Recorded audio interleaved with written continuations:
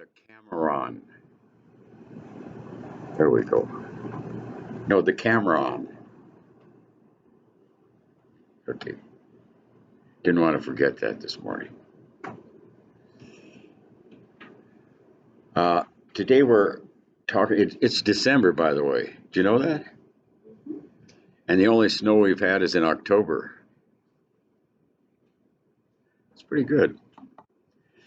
So today we're going to talk about Ray Bradbury's There Will Come Soft Rains. This derives from a poem by Sarah Teasdale. Sarah Teasdale was on a group, sort of a group. They weren't necessarily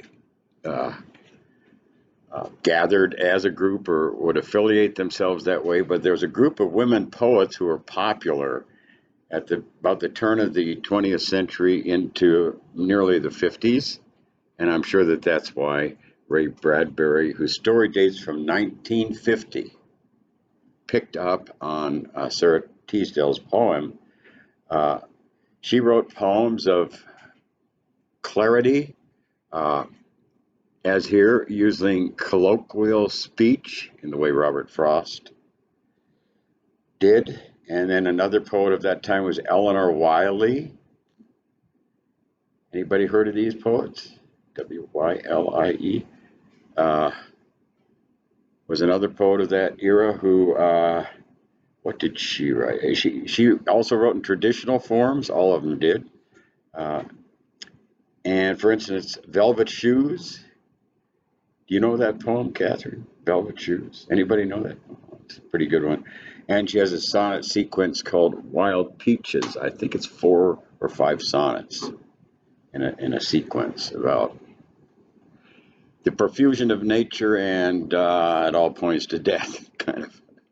Not such a positive poem. And finally, there's Edna St. Vincent Millay. Y'all heard of her? You have heard of her. You probably know her poem that's called First Fig. You know what a fig is? That's a fig with this up like that. If you do that in Italy, watch out. That's worse than this. I saw a colleague told me whose wife is from Italy, so they spent a lot of time there. So don't give a fig to people there. They don't like that.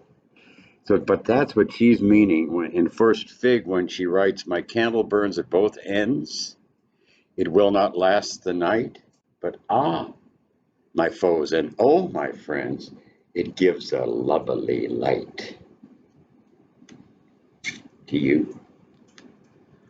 She's saying, if you don't like my life, here's what you get. So these 3 women poets had a great effect around during this era, definitely in the 20s and 30s, and then moving into the 50s. And Sarah Teasdale's poem is a stepping stone or lead off, or the what the story is based on. It's not based off of. If it's based off of, it has nothing to do with the story. People use that expression, but if it's based off of it, it's not on. It has nothing to do with it. I don't know how that colloquialism entered the English language, but there it is, right? Yep, there it is. Do you use that? Based off of. Good. It's based on it. Exactly. So, why do you think or imagine that Bradbury took Teasdale's poem, which depicts a place with no people? Her poem does. Why do you think that he picked that particular poem?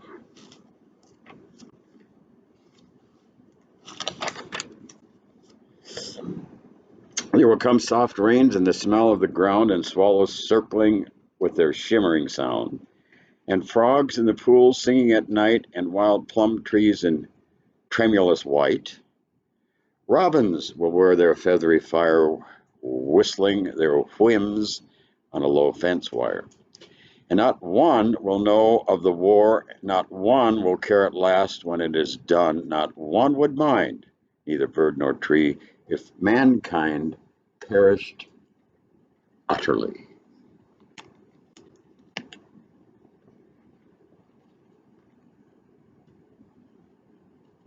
So why do you think that he'd choose that particular poem?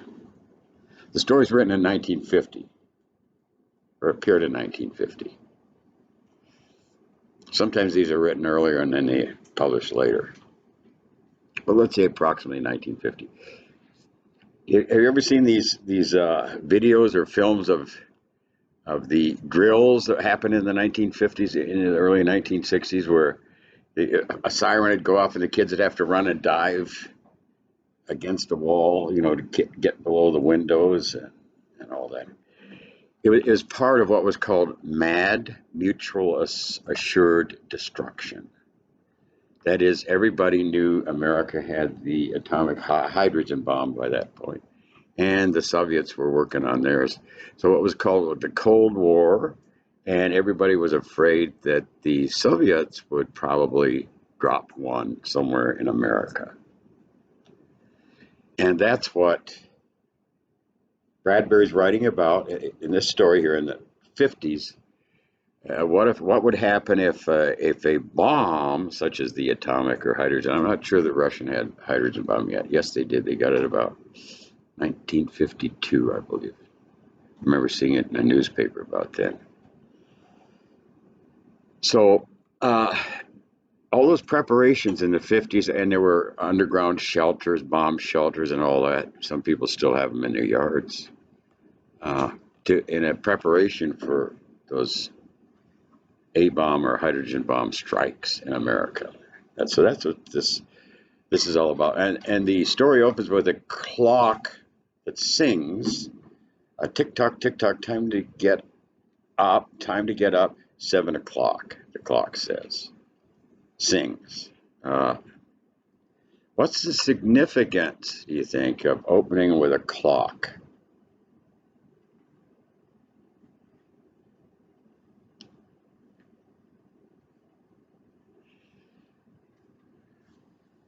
Tick-tock.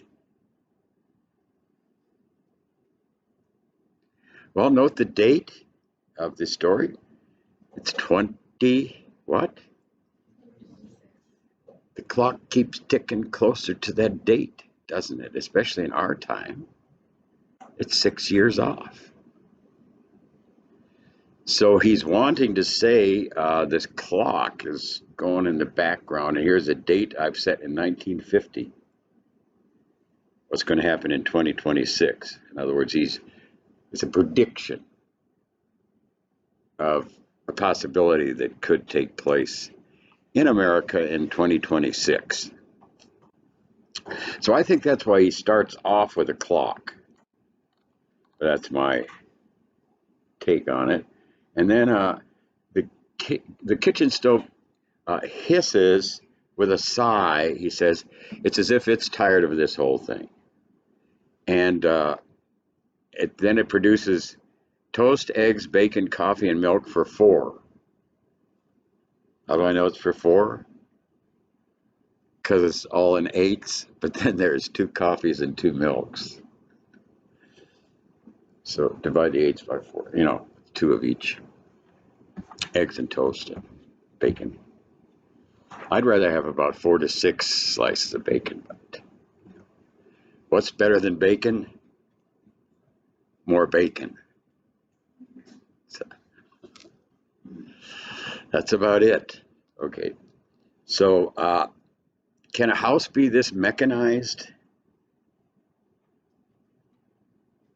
It could be possible, by 2026 when you start thinking of the things that are going on in their house. Now most houses, especially if you have a new appliance, just listen. They listen to everything that's going on in the house. Some televisions, are taking pictures of you also. They have a camera inside. Whether you have the television turned on or not, they can turn it on. Uh, a couple of my students were sitting in the dorm room one night talking about running shoes. They're thinking of getting a new pair of running shoes. The next day, both had ads in Facebook about running shoes. They were just talking. They weren't looking them up in the catalog or anything like that, or on Amazon. So it gives you scared the bejesus, let's say it, out of them. That this could happen. Actually, I knew a fellow who was in military, served in I don't know if you know this, there's a special underground place in Colorado where they monitor all sorts of things, weather and flights and satellites and all kinds of stuff like that. And he said, this is the early 90s. He told me, I said, I understand this satellites, they can focus so well they could read a license plate. And he said, they can read the date on a dime. This was in the 90s. I said, man, they could be looking at. He said, yeah, and they can look inside, to a certain degree inside a house if you got the windows uncovered. And he said, but to him, the scary thing is they can focus on any conversation. This was in the early 90s, so you can imagine how much more sophisticated all this is now. That's why every country keeps sending out more satellites. And apparently, occasionally, they have little laser beams now. They can melt each other if they don't like what one is doing. So a lot of stuff's going on that we don't know about. And I think that this sort of mechanization is almost there when you start looking at what's going on. These little cleaning mice they're gonna come out pretty soon. You can get those power vacs. You just drop them down and they go all over a room and clean it up. Bump the walls and they go over the other direction. And pretty much you can, of course, now the breakfast would be prepared in most family houses nowadays. A microwave. What an innovation, huh? Which basically what this automated stove is doing. So 8 o'clock comes around and the clock tells them it's time to leave, and the weather box at the front door says it's raining. In case you couldn't guess, but also the rain's beating against the house. But some people, including my dear spouse, will check the weather every morning on her smartphone. just look out the window, honey. And so finally, I installed a electronic device outside the house, which does the wind speed, the barometer, the humidity, and the temperature. And then there's a little electronic panel that reads all that in the house. But unfortunately, we got one of those North Dakota 75-mile-an-hour winds, and it made the little thing that does wind speed go, and it blew the whole device. It burned out something. I kept putting in new batteries. It won't work anymore. So just one time to decide, should I make a decision this way or that way? Those little cups are still the turning cups. Every once in a while, the wind will catch them. They'll turn a little bit.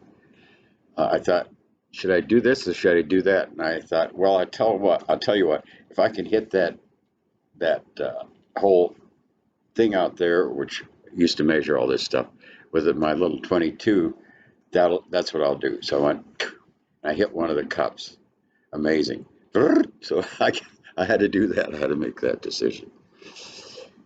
Anyway, it's part of an electronic world. All this stuff is going on in everybody's house all the time. And at 8:30, since the eggs and toast are no good, this aluminum scraper comes out and scrapes them away and sends them through this whirling hot water.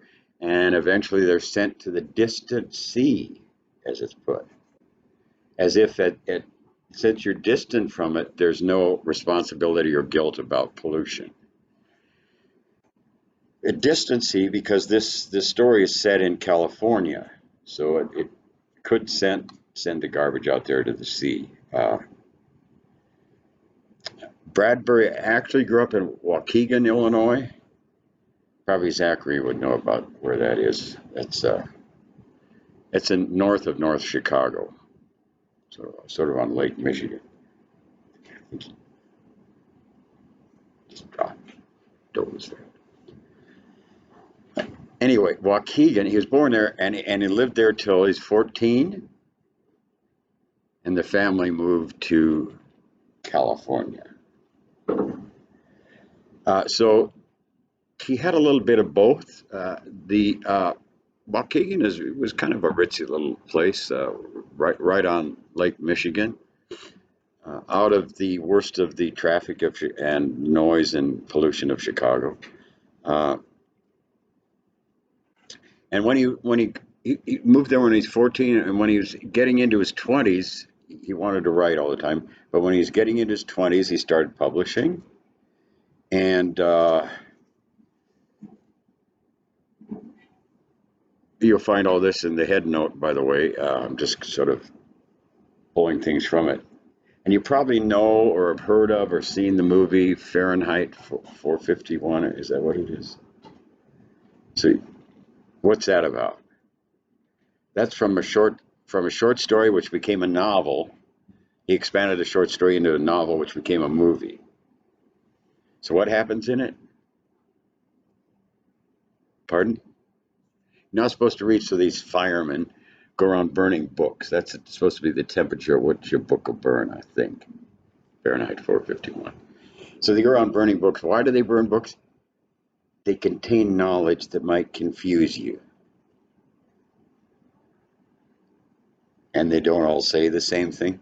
Are there any sort of actions in the present that seem similar or analogous? What? Social media censorship, sure. If they don't like what you're saying, boom, you're out. I remember when the Wuhan virus first hit, the people in China were bleeding from the mouth and nose and falling down in streets. That's why it looked so awful. But nobody, and then the knowledge came out that Wuhan province was the only place in the world that was totally infiltrated with 5G. Now, if you mention that on Facebook, boom, or Twitter, boom, you're immediately taken off. Facebook went on trial For that? For something. Well, Candace Owens taking them to court for for falsely reporting something. Yeah, or the cancel culture. You know, remove the history so people aren't confused about what actually happened. Uh, whether it was good or bad, it happened, and then you have to kind of react to it or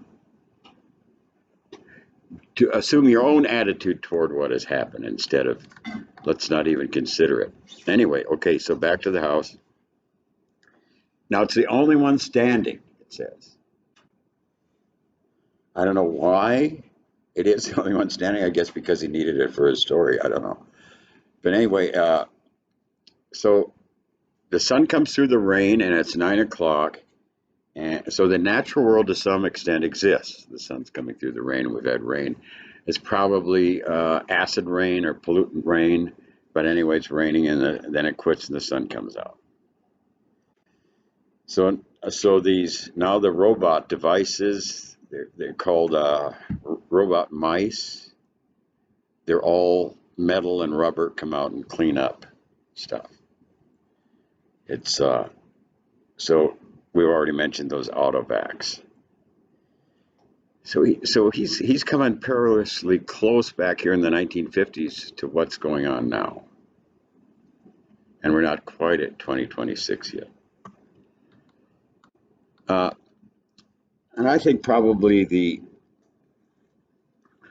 The worst image is the entire west face of the house is black, save for 5 places. Here, the silhouette and paint of a man mowing a lawn. Here, as in a photograph, a woman bent to pick flowers. Still farther over, their images burned or on wood. In one titanic instant, a small boy, hands flung into the air.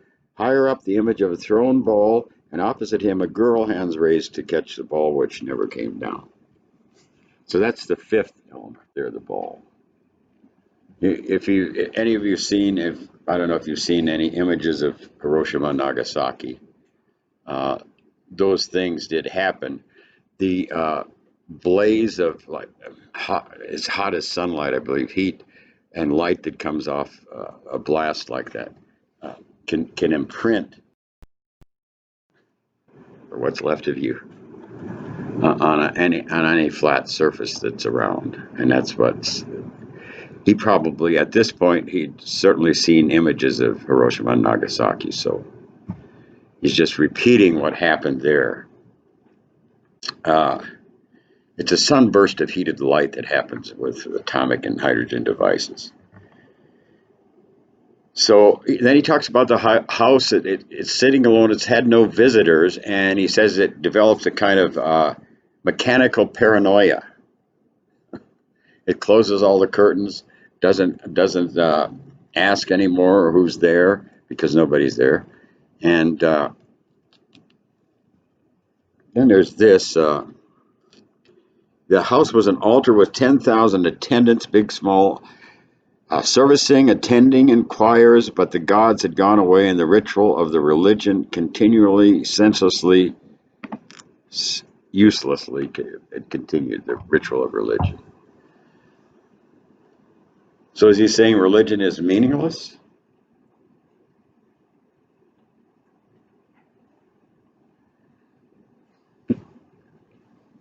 I think he's saying the mechanical religion that everybody trusted in is useless now, is now meaningless.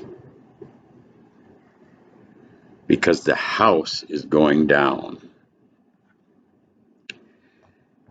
So right at high noon, now we're getting there. Now the dog comes in, and the electronic devices, recognizes the dog's voice because all voices would have been recorded in it. And the poor fellow, he's kind of confused and spinning maze, his hair's dropping off him and everything. So maybe he was after a badger or something, digging down in the ground when all this happened, and he didn't quite catch the heat. Who knows? Did you ever see a dog go after a badger? Anybody seen? Yeah, they will. A badger is the kind of thing too you don't want to mess with. They've been known to run up a bear and bite its throat and kill it. They're fearless. I went out once to add water to the horse tank. I slid open the barn door, and this badger rose up and went, "Okay, okay, no more. I'm leaving." So after a while, he left, and then that was okay to go back there again. I don't like them. I don't like ermine either. You know what ermine are? They're weasels that turn white in winter. Nasty little buggers. They're sort of like a white snake, almost. Anyway, so that's the natural world that's around us all the time. And here comes this dog who's, he ends up dying in this sort of spinning maze. Why do dogs, when they're going to lie down, why do they turn around a couple times before they lie down? You know? The grass. Probably from those early times, but I think nobody really knows. I never asked a dog. Not that they could answer, I guess. They generally do. They turn like that. So he goes spinning to death in that manner. He ends in the incinerator in the basement, and the text says, which sat like an evil Baal in a dark corner. What's Baal?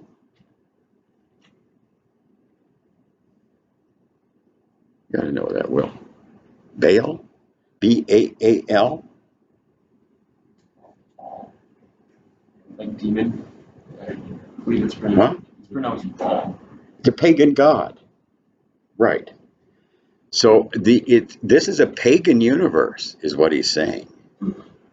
And the end result of anything that takes place in it, anything that's, you might say, organic, ends up in the god of the house, which burns up everything, incinerates everything. It's sat in a dark corner of the basement, like an evil Baal. Some say Baal. Baal generally is how people pronounce it. Baal. You'll find it in the Bible over and over. Some of the Israelites worship Baal. And in fact, the worship of Baal would be to sacrifice babies' bodies, children's bodies, burn them up to Baal. That was the sacrifice to Baal. So obviously Bradbury knows about all that stuff too. And soon, at 4 anyway, the nursery room glows with a series of sounds from nature. They're all on film. Lion sounds and okapi. You know what okapi is? It's kind of a little animal with a long neck. It's called the forest giraffe. In Africa, you'll find it. Along with other hooves heard in jungle rain, and soon it's the children's hour. What does that mean? Now you know that we've had we're going to get Sarah Teasdale here, but we know that Bradbury knew his literature because there's a poem in this book, 100 Best Loved Poems. It was in my room up where I'm staying. It has a poem called "The Children's Hour" by Henry Wadsworth Longfellow. I'm a poet, don't know it. My feet are Longfellow's. Between the dark and the daylight, when the night is beginning to lower, comes a pause in the day's occupations that is known as the children's hour. I hear in the chambers above me the patter of little feet, the sound of a door that is opened, and voices soft and sweet. I think there's a lot more stanzas to it. I think Bradbury's saying, that ain't happening in this house. And he particularly signifies this Longfellow poem. Everybody knows when you say the children's hour, if you know anything about literature. Oh, Longfellow, yeah, sure. So after that, at 10 p.m., first we have the bath fills with water, 7, 8 o'clock, 9 o'clock, 9, 5. And then the voice ask what poem would they like this evening? Mrs. McClellan, that must be the person who used to live here. And since there's no answer, then since you express no preference, I shall select a poem at random, and music rose to back the voice. Sarah Teasdale, I would call your favorite. And that's the poem I read to start off here. And then at 10, the house begins to die, as it's put in the text. It's when a branch crashes through the kitchen window, knocks over a bottle of cleaning solvent that's spilled on the stove, and whoosh, sort of like gasoline. And that starts a huge fire. Voices start screaming "fire, fire" because that's the fire alarms, I guess. But in human voices, they're screaming fire, and they start screaming it all over the house as the fire spreads. Real showers pour down from the ceiling to put out the fire, and water rats appear, and they seem to shoot at the fire base of the fire with kind of squirt guns. It's called they pistoled the water. The text says. So anyway, different devices are supposed to put out the water. So fire eats up the Picassos and Matisses in the upper room. Hope they aren't originals, just copies, because an original Picasso, I think the lowest sale of a Picasso recently has been $8 million. And that was like a nothing thing, not one of the real popular Picassos. And Matisse is about at that level. So we hope they're not originals. If they are, boom, he's saying art in this sort of situation, boom, art goes. Except, is he saying written, verbal art sticks around? Because, well, things happen. Fire drops down and burns the beds. Chemicals pour down green from the attic, and they still can't put it out because the fire gets into the closets and burns up all the clothes, and that way spreads, and pretty soon it's burning up outside the house. And then on, let's see, we get over here, and then we get the fire rushed into every closet. It did that. The house shuddered. Oak, bone on bone. Must have been oak built. Its bared skeleton, cringing from the heat, its wire, its nerves, revealed as if a surgeon had torn the skin off to let the red veins and capillaries quiver in the scalded air. Help, help, fire, run, run. This is voices calling it, yeah. All that's going on. And the voices fading as the wires pop their sheathings like hot chestnuts. And the jungle room where the children were burns up. And one voice, with sublime disregard for the situation, this is getting toward the end, read poetry aloud in the fiery study. That's what I mean. Is he saying that after all is said and done, after everything else burns up,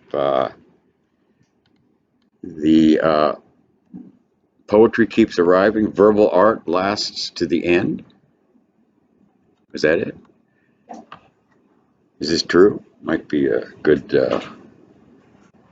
theme for an essay. And then in the kitchen, which is where the fire started, of course, an instant before the rain of fire and smoke, the stove could be seen making pancakes at a psychopathic rate, 10 dozen eggs, 6 loaves of toast, 20 dozen strips of bacon. Too bad nobody's there. But it goes crazy, and smoke everywhere. Film tapes, circus beds, all like skeletons thrown into a cluttered mound deep under, down there by that bale furnace. Dawn showed faintly in the east among the ruins. One wall stood alone. Within the wall, a last voice said over and over again, even as the sun rose to shine upon the heaped rubble and steam. Today is August 5th, 2026. Today is August 5th, 2026. Today is December 2nd, 2020. Yeah, it's kind of scary the way he has intuited or suggested all these things that would happen.